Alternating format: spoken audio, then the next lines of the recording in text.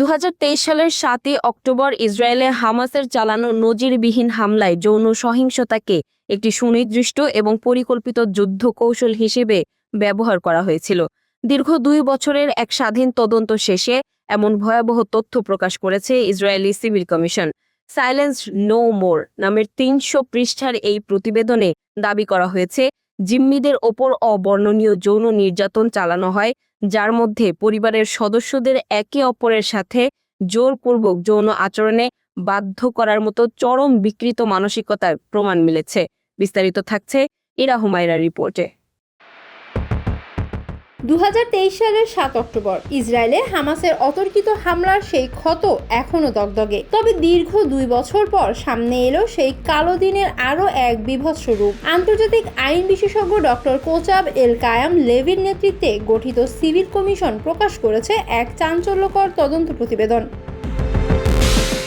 Silence no মোর বা আর নীরব থাকা নয় নামের 300 পৃষ্ঠার এই রিপোর্টে উঠে এসেছে হামাসের সুপরিকল্পিত যৌন সন্ত্রাসের চিত্র। 430টির বেশি সাক্ষাৎকার, 10,000 ছবি এবং 1800 ঘন্টার বেশি ভিডিও বিশ্লেষণ করা হয়েছে।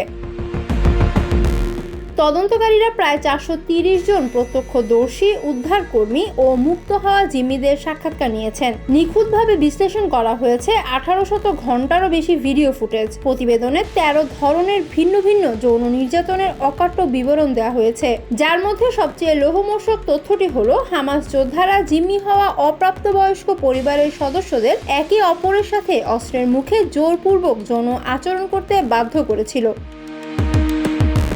প্রতিবেদনে নোভা মিউজিক ফেস্টিভ্যালের এক প্রত্যক্ষদর্শীর জবানবন্দি তুলে ধরা হয়েছে, যেখানে বলা হয়, আমি চিৎকার শুনছিলাম, তারা মেয়েটির ওপর একের পর এক পাশবিক নির্যাতন চালাচ্ছিল।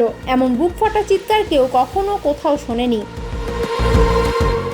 আন্তর্জাতিক অঙ্গনে এই প্রতিবেদনটি ব্যাপক সাড়া ফেলেছে। সাবেক মার্কিন পররাষ্ট্রমন্ত্রী হিলারি ক্লিন্টন এবং জাতিসংঘের গণহত্যা প্রতিরোধ বিষয়ক সাবেক বিশেষ উপদেষ্টা অ্যালিস ওয়াইরিমো এনডেরিতু এই তদন্তের ফলাফলকে সমর্থন জানিয়েছেন।